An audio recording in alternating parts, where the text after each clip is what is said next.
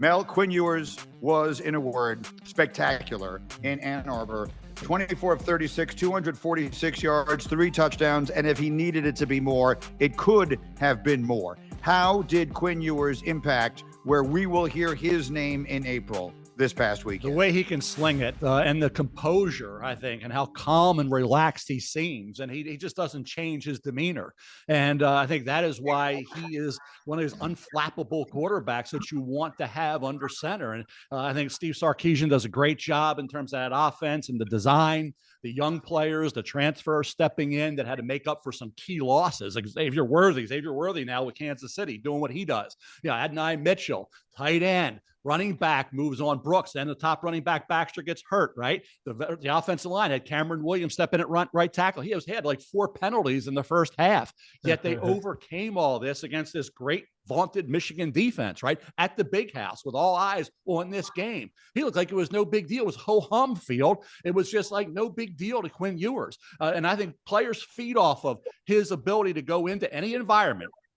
He did it last year at Bryant-Denny Stadium in Tuscaloosa when he upset Alabama. Yep. And here he did it against Michigan. It wasn't an upset. They were a 6.5-point favorite, but still a game where all eyes were on him. And look how he responded. So, yeah, he's got to be right there. In my opinion, right now, he's got to be right there as the elite quarterback in this draft, the QB1, with Carson Beck, Georgia, Shedeur Sanders, still an offensive line that keeps getting him hit after hit after hit. So I think Cam Ward, Miami, and Jalen Milroe, Alabama, will be there to challenge. But I think you can make a strong case right now, Field, that Quinn Ewers is QB1 in this draft. Yeah, he entered the quarterback one chat after Saturday afternoon's performance, Mel. And if you think about what Quinn brings to the table that's different from maybe Shedeur Sanders or Carson Beck, I think the overall physical skill set is lesser than those two players, right? Quinn's not going to blow you away with a cannon of an arm. He's not this surreal athlete that can hurt you all the time with his legs out on the perimeter and turn a scramble into a 50-yard gain. So what does he have to do at a very high level to be successful? And the answer is he has to be an excellent decision maker, which you already alluded to. He has to be terrific with in-pocket mobility. We always get hung up on these plays where these quarterbacks make jaw-dropping scrambles, which, by the way, those can be very, very effective. But some of the best quarterbacks that weren't elite combine-type athletes, I'm not trying to say that Quinn Ewers is on this level. Part of what made Tom Brady and Drew Brees and Peyton Manning so great was their in-pocket navigation. Yeah, they weren't 4-4 guys,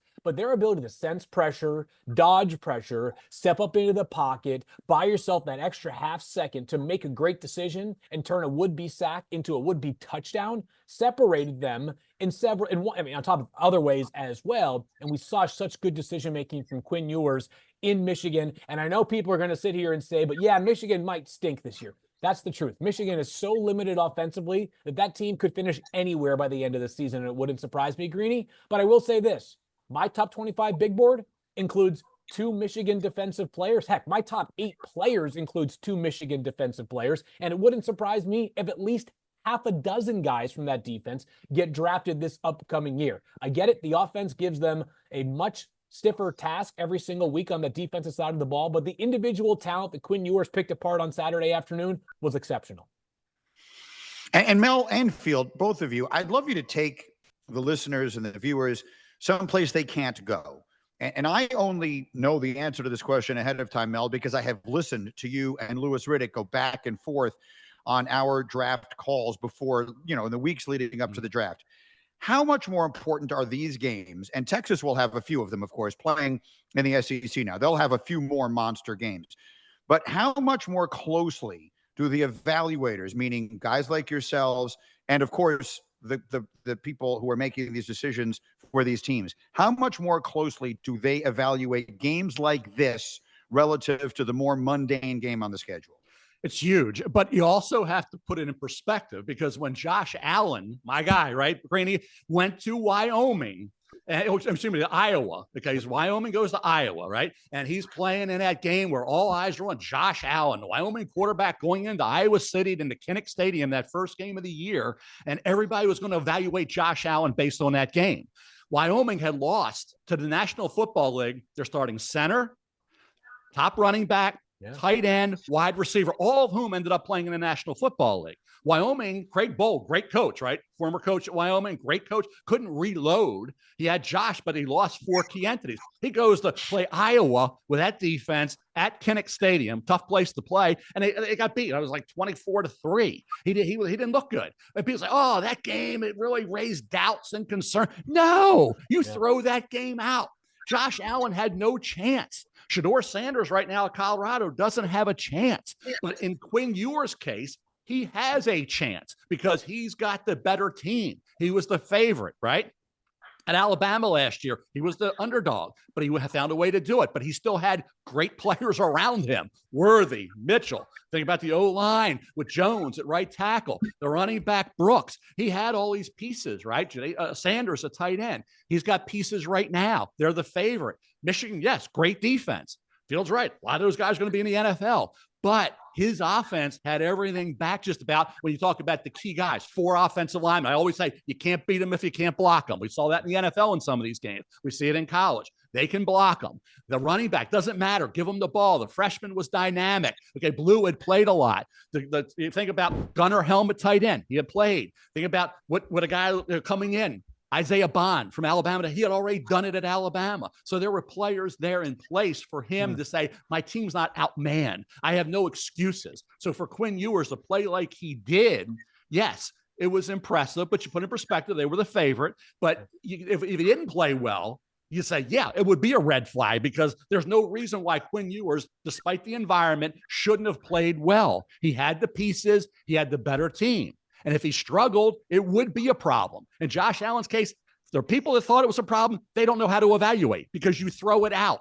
You don't worry about that. When a player's hurt and he's cutting it out, you don't scrutinize him if he's playing at 50% or 60%. Bottom line is, in Shedeur Sanders' case, his team doesn't help him. That offensive line is still leaky, okay? Running a football, problematic. Shedeur Sanders, everybody's going to rip and criticize. He said it. Did Raiola get hit much? I did. I'm not making an excuse. I'm saying, look at the other quarterback. How much did he get hit? Bottom line is you need help as a quarterback. Ewers gets it. And Shedeur Sanders' case right now, he's not getting it. Yeah, Greeny, just to double back to the question about just how much these big game environments do influence the evaluation, what I will say is that every game, and if you ever go to the press box, which I'm not sure how many of our viewers, listeners have stepped inside of a press box, you'll see a seating chart. And that seating chart will show you who is there from not just the media outlets, but also from NFL teams, right? And typically GMs have a bit more time towards the beginning or the very end of the NFL regular season to get out on the road and scout a few players. And you cannot overstate just how influential the in-person scouting can be for high-level decision makers, in part because they don't get to do it every single weekend, right? They're busy with managing their own roster. If they're playing an away game in a city that doesn't have a big football game around it, it complicates the logistical side of it. But beyond that, Greeny, is there's so much that you can pick up when you're on the field. How does the player prepare before the game? What's his body type look like, right? I mean, these GMs are just watching film. You know, guys can look like they're 6'2" and end up being 6'4" when you actually meet them in person. Quinn Ewers is the quarterback. How is he interacting with the offensive line before the game? How is he warming up with his receivers before the game? How does the roster respond to him? Some of the leadership and the intangibles, which no position in sports has the word intangibles attached to it more than the quarterback spot. All of those are much more measurable when you're actually boots on the ground. And while I haven't seen the full list, I can tell you from talking to multiple people that were there on behalf of NFL teams for the Michigan-Texas game on Saturday, it was a packed house. There were a ton of eyes there, not just specifically on Quinn Ewers, but certainly Quinn made a very strong impression of all of them.